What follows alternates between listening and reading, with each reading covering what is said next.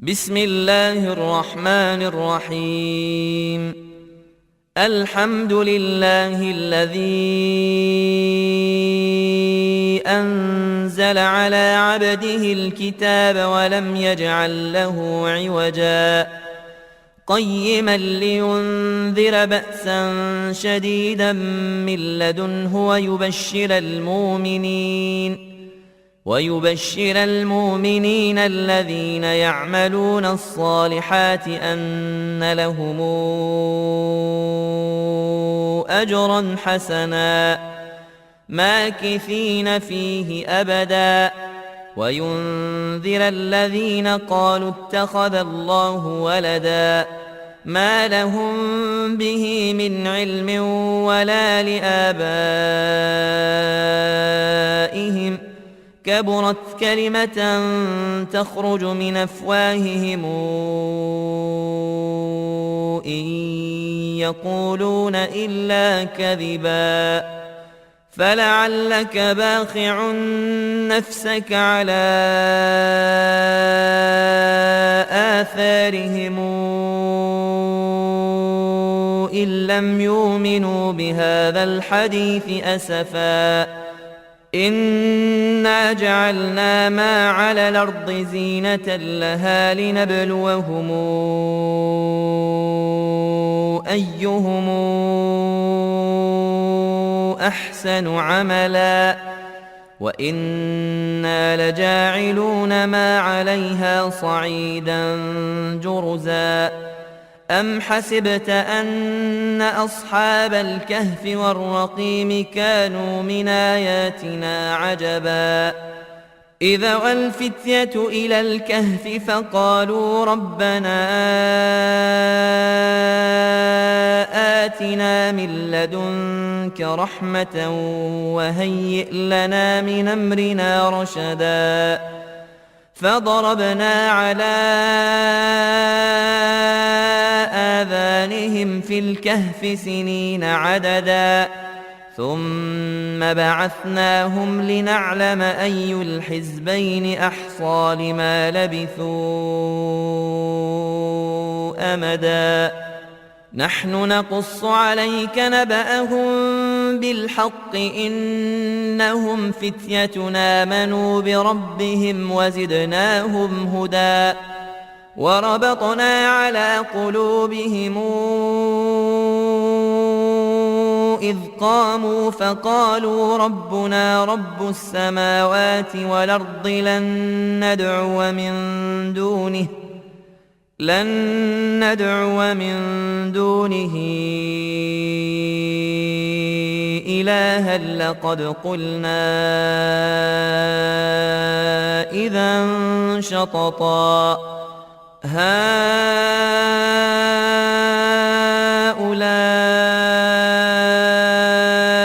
قوم اتخذوا من دونه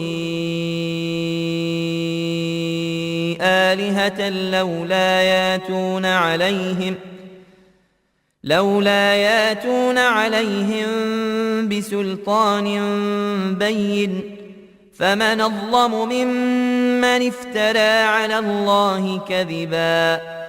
وإذ اعتزلتموهم وما يعبدون إلا الله فأووا إلى الكهف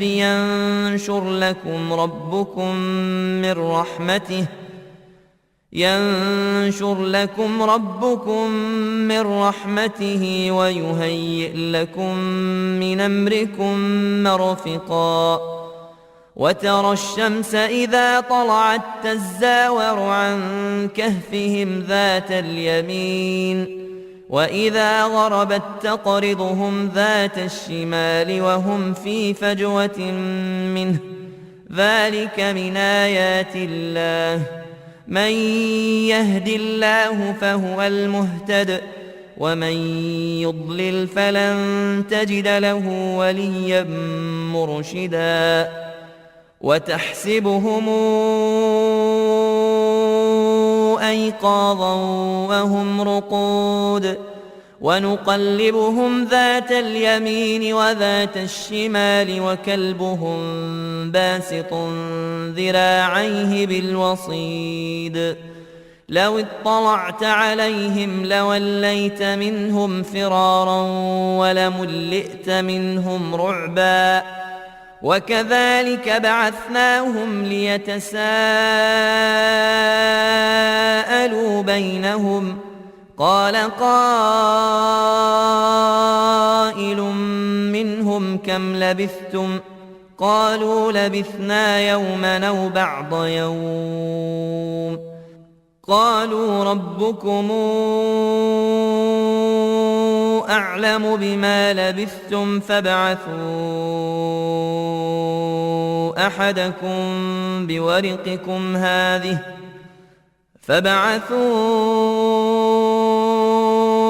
أحدكم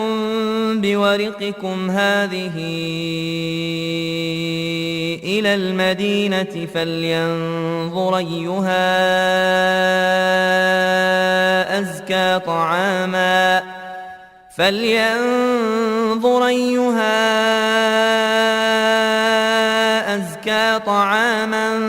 فلياتكم برزق منه وليتلطف ولا يشعرن بكم أحدا إنهم إن يظهروا عليكم يرجموكم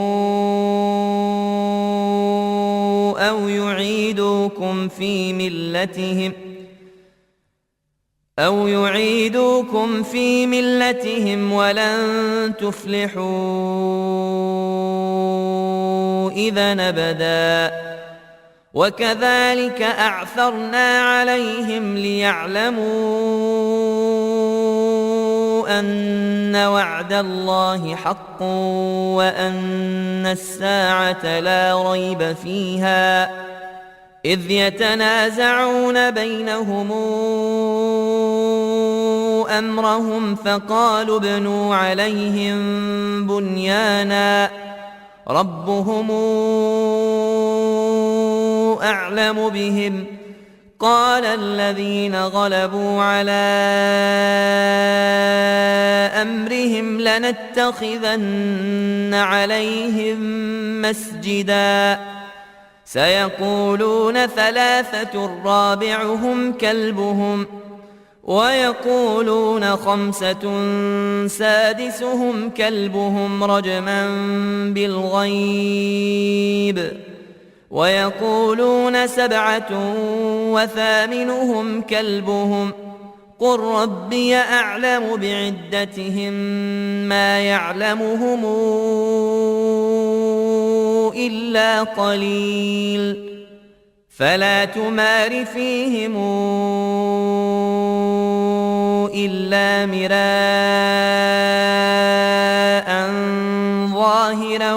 ولا تستفت فيهم منهم أحدا ولا تقولن لشيء إني فاعل ذلك غدا إلا أن يشاء الله واذكر ربك إذا نسيت وقل عسى أن يهديني ربي لأقرب من هذا رشدا ولبثوا في كهفهم 300 سنين وازدادوا 9 قل الله أعلم بما لبثوا له غيب السماوات والأرض أبصر به وأسمع ما لهم من دونه من ولي ولا يشرك في حكمه أحدا واتل ما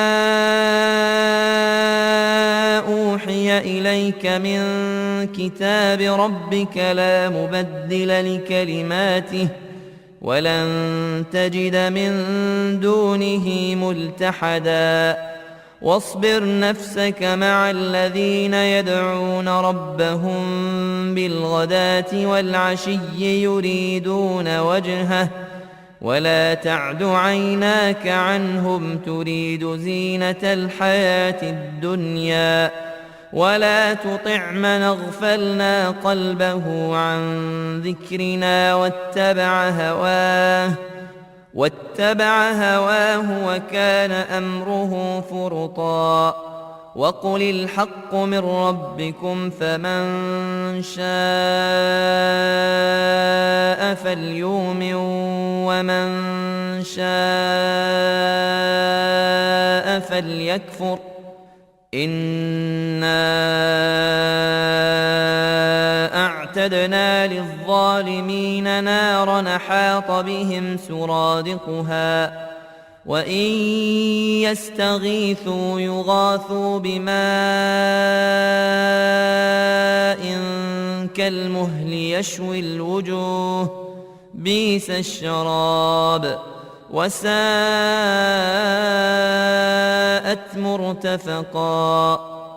إن الذين آمنوا وعملوا الصالحات إنا لا نضيع أجر من أحسن عملا أولئك لهم جنات عدن تجري من تحتهم الأنهار يحلون فيها من ساور من ذهب ويلبسون ثيابا خضرا من سندس واستبرق متكئين فيها على الأرائك نعم الثواب وحسنت مرتفقا واضرب لهم مثل الرجلين جعلنا لأحدهما جنتين من أعناب وحففناهما بنخل وجعلنا بينهما زرعا كلتا الجنتين آتت أكلها ولم تظلم منه شيئا وفجرنا خلالهما نهرا وكان له ثمر فقال لصاحبه وهو يحاوره أنا أكثر منك مالا وأعز نفرا ودخل جنته وهو ظالم لنفسه قال ما أظن أن تبيد هذه أبدا وما أظن الساعة قائمة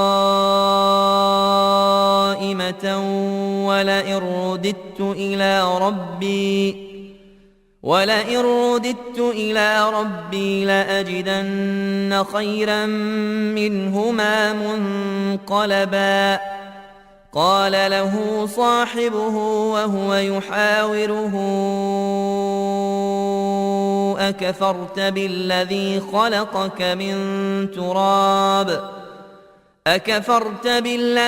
خلقك من تراب ثم من نطفة ثم سواك رجلا لكن هو الله ربي ولا أشرك بربي أحدا ولولا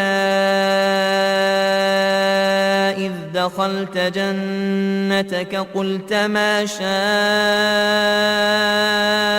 الله لا قوة إلا بالله إن ترني أنا أقل منك مالا وولدا فعسى ربي أن يؤتيني خيرا من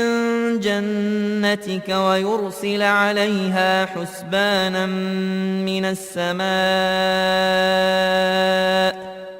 ويرسل عليها حسبانا من السماء فتصبح صعيدا زلقا أو يصبح ماؤها غورا فلن تستطيع له طلبا وأحيط بثمره فأصبح يقلب كفيه على ما أنفق فيها وهي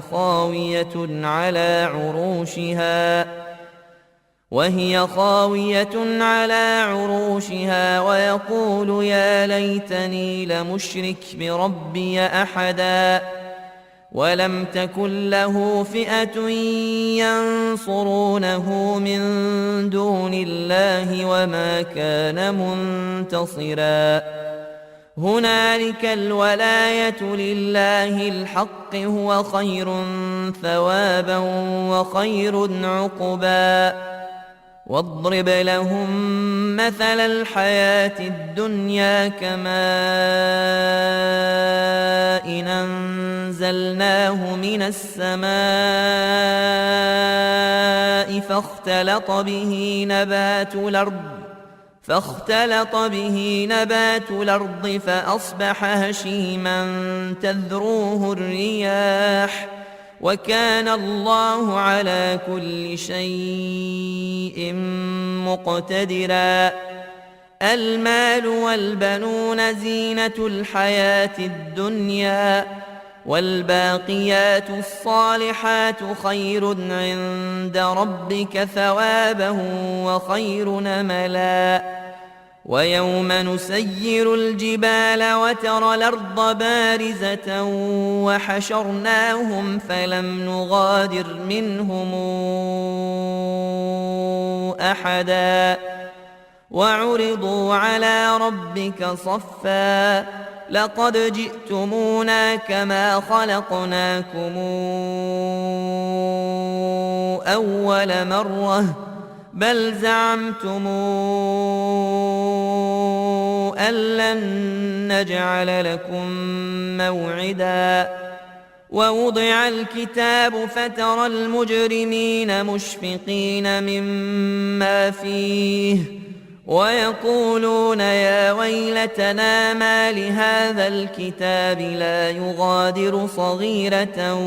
ولا كبيرة إلا أحصاها ووجدوا ما عملوا حاضرا ولا يظلم ربك أحدا وإذ قلنا للملائكة اسجدوا لآدم فسجدوا إلا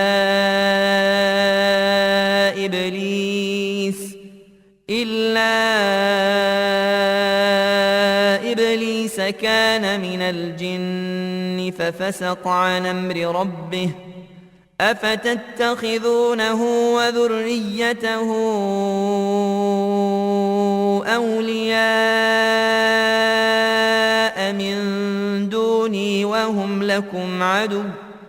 بئس للظالمين بدلا ما أشهدتهم خلق السماوات والأرض ولا خلق أنفسهم وما كنت متخذ المضلين عضدا ويوم يقول نادوا شركائي الذين زعمتم فدعوهم فلم يستجيبوا لهم وجعلنا بينهم موبقا ورأى المجرمون النار فظنوا أنهم مواقعوها ولم يجدوا عنها مصرفا ولقد صرفنا في هذا القرآن للناس من كل مثل وكان الإنسان أكثر شيء جدلا وما منع الناس أن يؤمنوا جاءهم الهدى ويستغفروا ربهم إلا أن تاتيهم سنة الأولين أو ياتيهم العذاب قبلا وما نرسل المرسلين إلا مبشرين ومنذرين ويجادل الذين كفروا بالباطل ليدحضوا به الحق واتخذوا آياتي وما أنذروا هزؤا ومن أظلم ممن ذكر بآيات ربه فأعرض عنها ونسي ما قدمت يداه إنا جعلنا على قلوبهم أكنة أن يفقهوه وفي آذانهم وقرا وإن تدعهم إلى الهدى فلن يهتدوا إذا أبدا وربك الغفور ذو الرحمة لو يواخذهم بما كسبوا لعجل لهم العذاب بل لهم موعد لن يجدوا من دونه موئلا وتلك القرى أهلكناهم لما ظلموا وجعلنا لمهلكهم موعدا وإذ قال موسى لفتاه لا أبرح حتى أبلغ مجمع البحرين أو أمضي حقبا فلما بلغا مجمع بينهما نسيا حوتهما فاتخذ سبيله في البحر سربا فلما جاوزا قال لفتاه آتنا غداءنا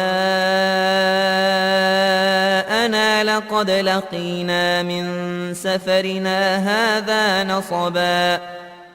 قال أرأيت إذا وينا إلى الصخرة فإني نسيت الحوت وما أنسانيه إلا الشيطان أن أذكره واتخذ سبيله في البحر عجبا قال ذلك ما كنا نبغي فارتدا على آثارهما قصصا فوجدا عبدا من عبادنا آتيناه رحمة من عندنا وعلمناه من لدنا علما قال له موسى هل اتبعك على أن تعلمني مما علمت رشدا قال إنك لن تستطيع معي صبرا وكيف تصبر على ما لم تحط به خبرا قال ستجدني إن شاء الله صابرا ولا أعصي لك أمرا قال فإن اتبعتني فلا تسألني عن شيء حتى أحدث لك منه ذكرا فانطلقا حتى إذا ركبا في السفينة خرقها قال أخرقتها لتغرق أهلها لقد جئت شيئا إمرا قال ألم قل إنك لن تستطيع معي صبرا قال لا تواخذني بما نسيت ولا ترهقني من أمري عسرا فانطلقا حتى إذا لقيا غلاما فقتله قال أقتلت نفسا زاكية بغير نفس لقد جئت شيئا نكرا قال ألم قل لك إنك لن تستطيع معي صبرا قال إن سألتك عن شيء بعدها فلا تصاحبني قد بلغت من لدني عذرا فانطلقا حتى إذا أتيا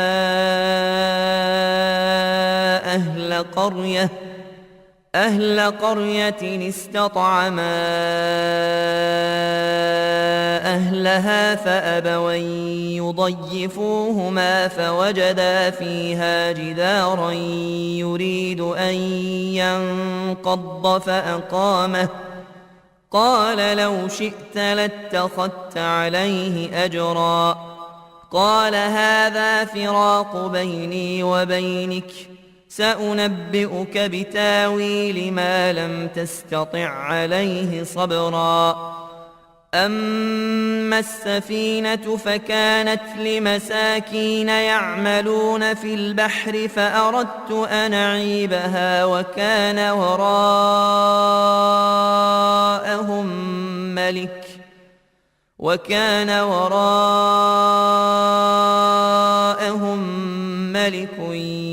يأخذ كل سفينة غصبا وأما الغلام فكان أبواه مؤمنين فخشينا أن يرهقهما طغيانا وكفرا فأردنا أن يبدلهما ربهما خيرا منه زكاة وأقرب رحما وأما الجدار فكان لغلامين يتيمين في المدينة وكان تحته كنز لهما وكان أبوهما صالحا فأراد ربك أن يبلغا أشدهما ويستخرجا كنزهما رحمة من ربك وما فعلته عن أمري ذلك تاويل ما لم تسطع عليه صبرا ويسألونك عن ذي القرنين قل سأتلو عليكم منه ذكرا إنا مكنا له في الأرض وآتيناه من كل شيء سببا فاتبع سببا حتى إذا بلغ مغرب الشمس وجدها تغرب في عين حمئة ووجد عندها قوما قلنا يا ذا القرنين إما أن تعذب وإما أن تتخذ فيهم حسنا قال أما من ظلم فسوف نعذبه ثم يرد إلى ربه فيعذبه عذابا نكرا وأما من آمن وعمل صالحا فله جزاء الحسنى وسنقول له من أمرنا يسرا ثم اتبع سببا حتى إذا بلغ مطلع الشمس وجدها تطلع على قوم لم نجعل لهم من دونها سترا كذلك وقد حطنا بما لديه خبرا ثم اتبع سببا حتى إذا بلغ بين السدين وجد من دونهما قوما لا يكادون يفقهون قولا قالوا يا ذا القرنين إن ياجوج وماجوج مفسدون في الأرض فهل نجعل لك خرجا على أن تجعل بيننا وبينهم سدا قال ما مكني فيه ربي خير فأعينوني بقوة نجعل بينكم وبينهم ردما آتوني زبر الحديد حتى إذا ساوى بين الصدفين قال انفخوا حتى إذا جعله نارا قال آتوني أفرغ عليه قطرا فما استطاعوا أن يظهروه وما استطاعوا له نقبا قال هذا رحمة من ربي فإذا جاء وعد ربي جعله دكا وكان وعد ربي حقا وتركنا بعضهم يومئذ يموج في بعض ونفخ في الصور فجمعناهم جمعا وعرضنا جهنم يومئذ للكافرين عرضا الذين كانت أعينهم في غطاء عن ذكري وكانوا لا يستطيعون سمعا أفحسب الذين كفروا أن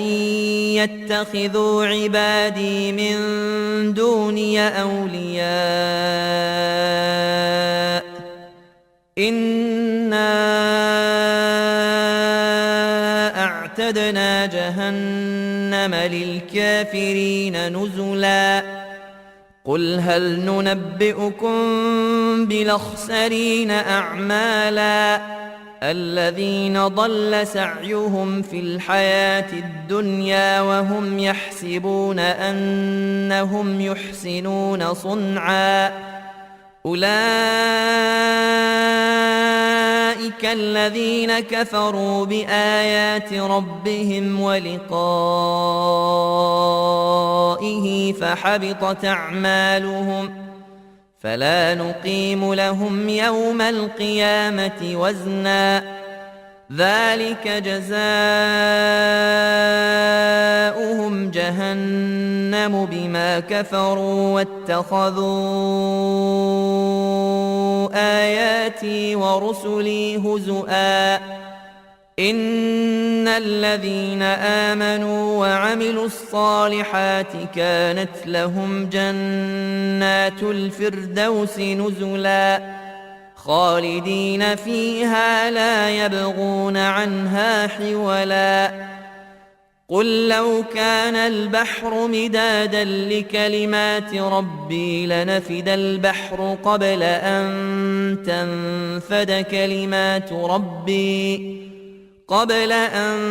تنفد كلمات ربي ولو جئنا بمثله مددا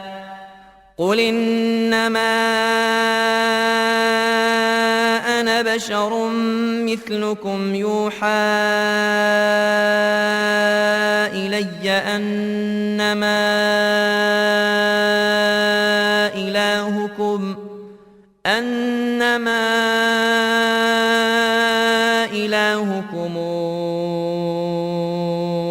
إله واحد فمن كان يرجو لقاء ربه فليعمل عملا